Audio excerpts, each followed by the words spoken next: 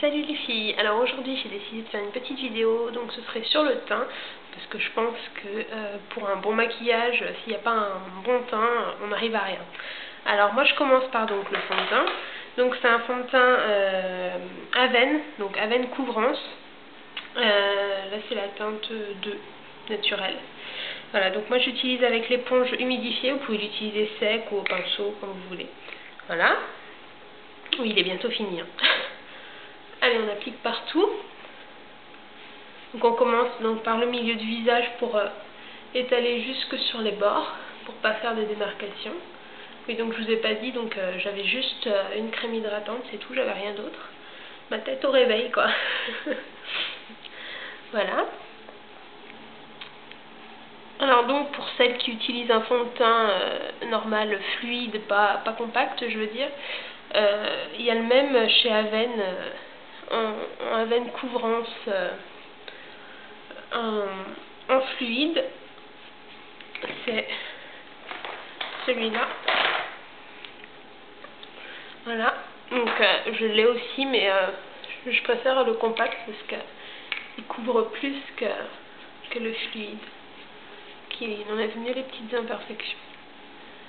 Voilà.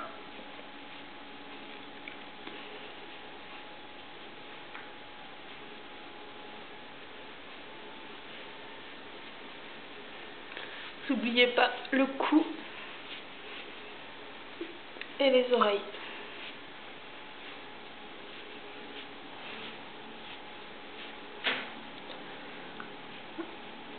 On y est.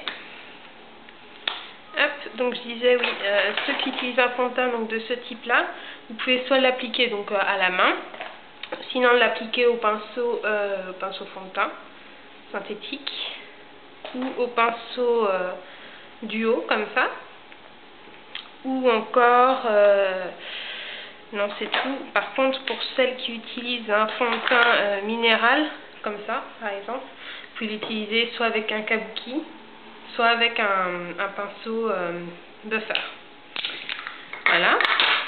Donc ensuite pour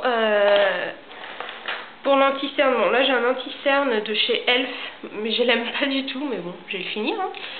Voilà, mais je trouve qu'il, déjà j'aime pas l'odeur, j'aime pas la texture non plus, et je trouve qu'il ne couvre pas du tout assez. Enfin bon, on va le finir quand même hein. Donc l'anti-cerne ça s'applique en tapotant, comme ça ça résorbe les poches. Voilà.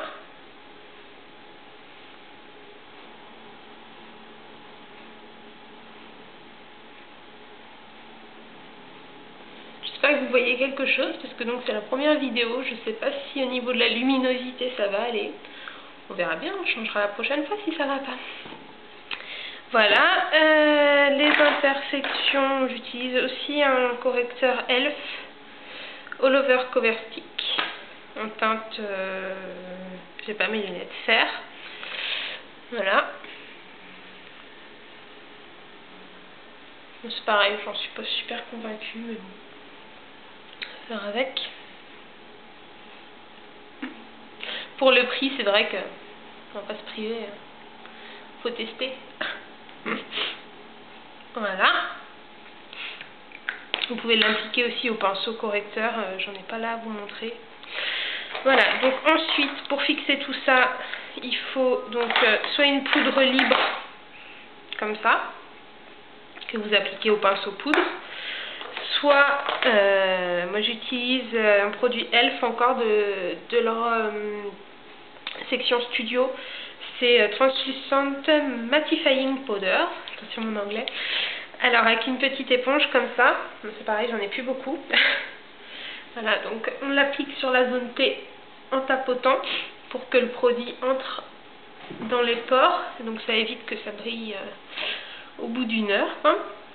Bon, après moi je l'applique un peu partout hein, mais surtout en insistant donc sur la zone T. Voilà, et le menton. Voilà. Et ensuite donc on passe au blush. Le blush, moi j'aime bien un MAC. C'est celui-là, c'est Hot Planet.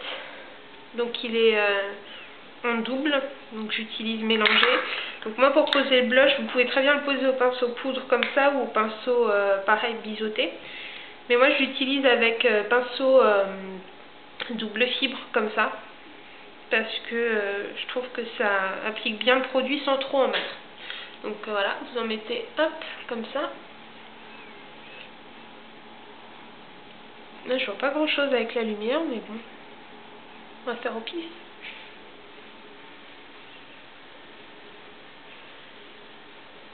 Hop. Voilà. Ensuite, bon, vous pouvez très bien vous arrêter là. Moi j'aime bien mettre un peu de lumière, donc j'utilise pour ça une poudre toujours MAC, c'est ce qu'ils appellent les MSF, Mineralized Skin Finish. Donc là c'est Petticoat je crois, ouais, Petticoat. Donc c'est en fait une poudre qui se voit pas beaucoup et qui va donner de la lumière à certaines zones du visage. Donc pour ça j'utilise un pinceau poudre, c'est Yves Rocher je crois. Donc on en prend un petit peu. Et on vient le poser sur les zones qu'on veut illuminer. Donc le haut des pommettes, l'arête du nez, le haut du front et les arcades. Donc il y en a qui en mettent aussi ici. Moi j'en mets pas ici parce que j'ai tendance à briller. Donc on va éviter de faire briller déjà d'origine. Voilà. On y est. Hop. Donc voilà, donc là on a mis, donc on a structuré le visage. Vous pouvez faire une étape de plus, donc avec un produit pour sculpter. Donc moi j'en suis pas super convaincue, mais c'est Contouring Blush and Bronzing de Elf, toujours. Donc il y a une poudre blush. Moi je la trouve trop foncée pour moi, elle marque trop, et trop rose. Et une poudre pour faire la structure du visage. Donc j'arrive pas à parler aujourd'hui. J'utilise avec donc toujours mon pinceau le même là, le poudre, qu'on en prend un tout petit peu et on va le mettre donc dans les zones qu'on veut creuser, donc à savoir le dessous des pommettes, en dégradant bien sûr parce que sinon ça fait pas joli. Voilà. Le dessous du menton.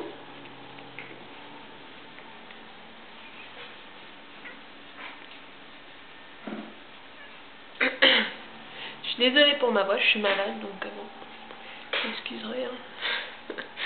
Tout ce qu'on peut. Voilà. Bon, il y en a qui en mettent un peu sur les tempes aussi, je suis pas fan, mais bon, je vais le faire quand même aujourd'hui. Voilà. Et un peu sur les arêtes du nez pour l'allonger un peu, enfin pour qu'il soit moins. Voilà, vous avez compris. Et moi je suis en train de faire des bêtises derrière.